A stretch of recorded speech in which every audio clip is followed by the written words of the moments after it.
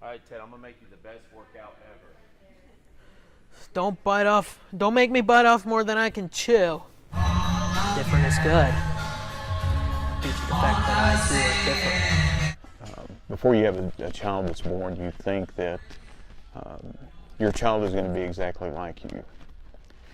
And then you have a child and you find out they're going to be their own person. Okay. Stand tall. Good. It has its highs and lows, and it also has its challenges. If you're not trying to challenge yourself mentally and physically every single day, then you're just losing out on things. A challenge is to not mold your son into who you are, but to allow him to be who he is. Next one, you got to chalk up, all right? We had Teddy diagnosed before he was 2 years old. So the doctor told us that there was a very good chance he would never be able to be mainstreamed in school, that he very possibly could be institutionalized, that he may not be able to develop verbal skills comparative to other children his age.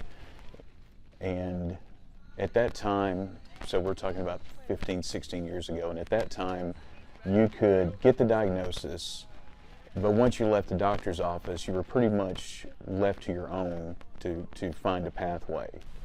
Living it with high functional autism, it's nicer than it sounds.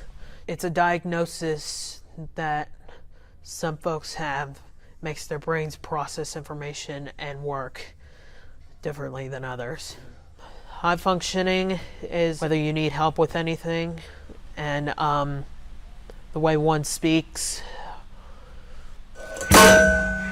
At times at school I get bullied just because of it, but I find ways to deal with it. Every time I come here, my confidence meter rises. The way Jim and I have been working together, we've made a pretty good team over the times I've been here. It's helping me not only physically, but mentally. It's calmed my anxiety down a lot. Squats. Come here, Ted. Oh, no. Okay. Sit. Stand tall. Well, training someone like Teddy is, I mean, I don't see it any differently than any other person. You know, you just got to be willing to maybe put in a little bit more extra work with them. Ted is somebody who does much better with people that push him and don't allow him to settle in and just be comfortable. I want him to discover his potential.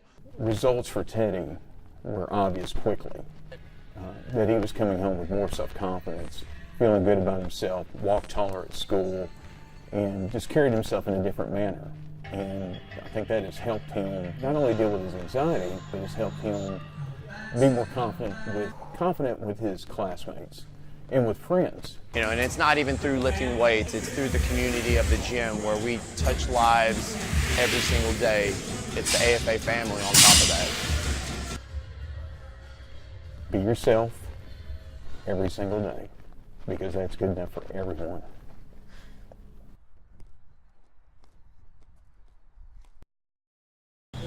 Junior ROTC member Dakota Higman filling sandbags in preparation for the flood. They've been filling hundreds and hundreds of bags.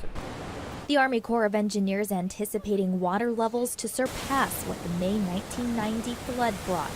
Librarian Wendy Wells remembers that flood well, and she's already preparing for the one to come. And I remember seeing people fishing off of the City Hall's pad and the VFW's pad, just fishing right over the edge. So it was close, but it wasn't over. The Corps of Engineers has closed off the lock and dam at Russellville to all boat traffic. Flooding is expected on Highway 154 and further downstream in parts of Morrilton too, Highway 113, City Creek Road, and Springfield Street.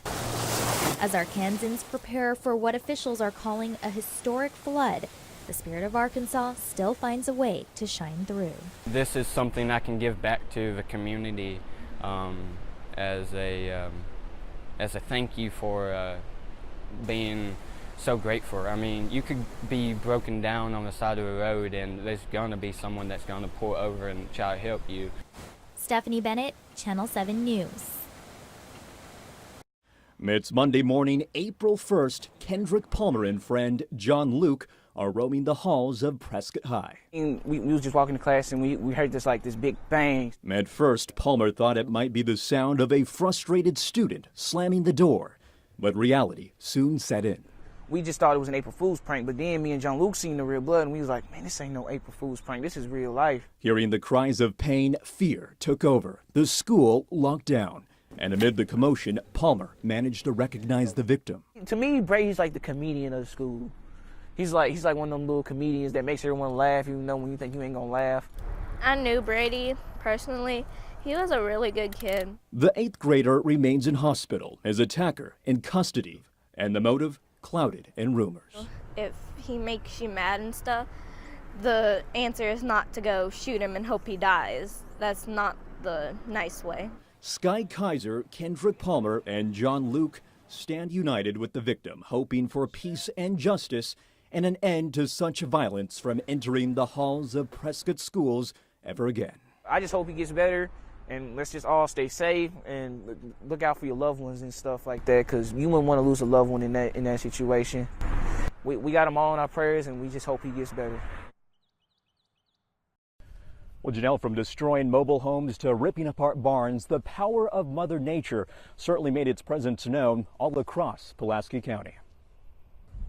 Old Glory still stands overlooking a home in ruins.